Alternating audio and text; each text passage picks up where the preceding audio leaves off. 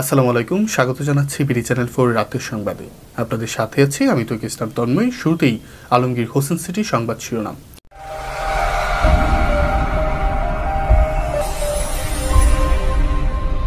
প্রধান উপদেষ্টার সঙ্গে ভুটানের প্রধানমন্ত্রীর বৈঠক।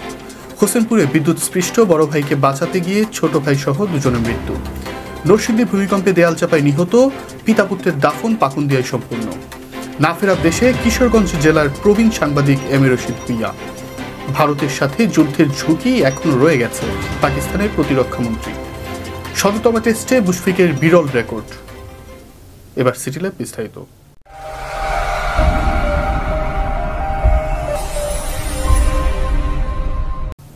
অন্তর্বর্তী সরকারের প্রধান উপদেষ্টা অধ্যাপক ডক্টর মোহাম্মদ ইউনূসের সঙ্গে বৈঠক করেছেন ঢাকায় সফররত ভুটানের প্রধানমন্ত্রী শেরিং তোবগে। আজ প্রধান উপদেষ্টার কার্যালয়ে প্রথমে তারা একান্ত বৈঠক করেন, পরে দুই দেশের প্রতিনিধিদের নিয়ে বৈঠক করেন দুই নেতা। এর আগে শনিবার সকালে ভুটানের প্রধানমন্ত্রী শেরিং তোবগে 2 দিনের রাষ্ট্রীয় সফরে ঢাকায় পৌঁছালে প্রধান উপদেষ্টা অধ্যাপক মোহাম্মদ ইউনূস বিমানবন্দরে তাকে স্বাগত জানান। বিমানবন্দরের ভিআইপি লঞ্চেও দুই নেতার মধ্যে সংক্ষিপ্ত বৈঠক হয়। সে সময় তোবগে শুক্রবারের ভূমিকম্পে প্রাণহানি ও ক্ষয়ক্ষতির খোঁজ নেন এবং নিহতদের পরিবারের প্রতি সমবেদনা জানান। এবার ম্যাপল ইন্টারন্যাশনাল স্কুল স্থানীয় সংবাদ।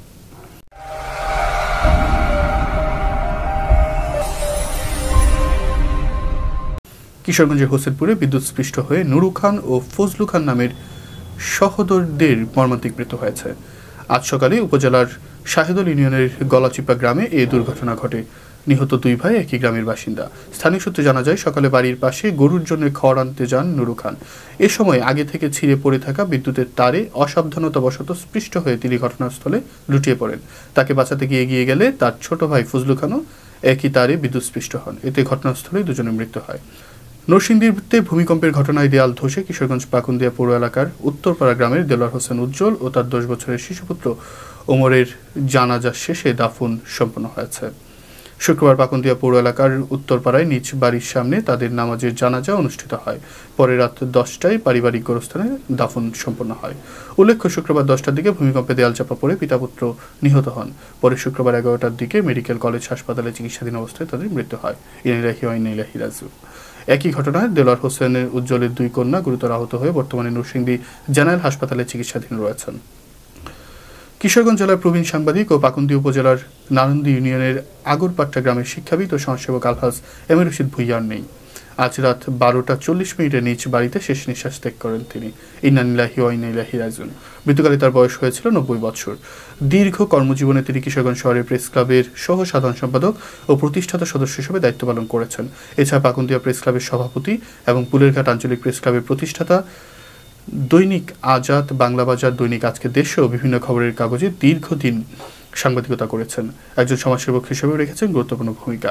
এদিকে প্রবীণ সাংবাদিক এম এ রশিদ ভুইয়ার মৃত্যুতে গভীর শোক জানিয়েছে কিশোরগঞ্জ জেলা সাংবাদিক ইউনিয়নের সভাপতি আহমদ ফরিদ, ভারপ্রাপ্ত সাধারণ সম্পাদক Mohammad Imran Hossain, journalist association of কিশোরগঞ্জের সভাপতি আহমদ ফরিদ ও সাধারণ সম্পাদক শরীফুল আলম এক শোক বার্তায় মরহুমের আত্মার মাগফিরাত কামনা সহ তার শোক সন্তপ্ত পরিবারের প্রতি গভীর সমবেদনা জানিয়েছেন।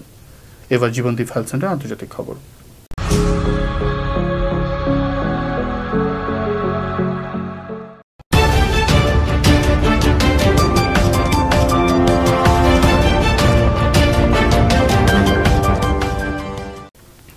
ভারতের সাথে যুদ্ধের ঝুঁকি এখনো রয়ে গেছে বলে মন্তব্য করেছেন পাকিস্তানের প্রতিরক্ষামন্ত্রী খাজা আসিফ। শুক্রবার জিও নিউজের এক প্রতিবেদনে এ তথ্য জানানো হয়। এটি বেসরকারি টেলিভিশন চ্যানেলের টকশোতে খাজা আসিফ উল্লেখ করেন, ভারতের সাথে দীর্ঘ দশক ধরে চলে আসা প্রক্সি সংঘাত এখন অব্যাহত রয়েছে। সম্প্রতি তা আরও বৃদ্ধি পেয়েছে। সেজন্য তাদের সাথে আরও একটি যুদ্ধের আশঙ্কা এখনো পুরোপুরি কাটেনি। প্রতিরক্ষামন্ত্রী আরও বলেন, মে মাসে দুই দেশের মধ্যে সংঘাতের পর পরিস্থিতি অত্যন্ত উত্তেজনাপূর্ণ হয়ে ওঠে। ওই সময় আরেকটি পূর্ণাঙ্গ যুদ্ধের সম্ভাবনা তৈরি হয়েছিল, যার ঝুঁকি এখনো পুরোপুরি শেষ হয়নি।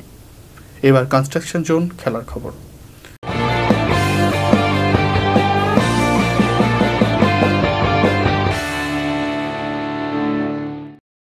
কেরিয়ারের ১৭তম টেস্ট খেলছেন বাংলাদেশ অভিজ্ঞ ব্যাটসম্যান মুশফিকুর রহিম। 2 দশকের ধারাবাহিক সাফল্যের পথে অসংখ্য স্মরণীয় মুহূর্ত উপহার দেয়া এই ক্রিকেটার আজ স্পর্শ করেন এক ঐতিহাসিক মাইলফলক।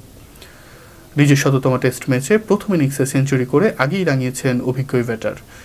এবার শনিবার দ্বিতীয় ইনিংসে ঝলমলে 50 করে তিনি নাম লেখালেন এক অনন্য বিশ্ব রেকর্ডে। বিশ্বের মাত্র দ্বিতীয় ব্যাটার হিসেবে ১৭তম টেস্টে 2 ইনিংসেই সেঞ্চুরি ও 50 করার বিরল কীর্তি গড়লেন মুশফিক। এতদিন এই কীর্তি এককভাবে ছিল অস্ট্রেলিয়ার কিংবদন্তি রিকি পন্টিংয়ের দখলে। প্রিয় দর্শক, এই ছিল বিডি চ্যানেল 4 রাতের সংবাদ। আপনারা ভালো থাকুন, সুস্থ থাকুন, অবশ্যই বিডি চ্যানেল 4 এর সাথেই থাকুন।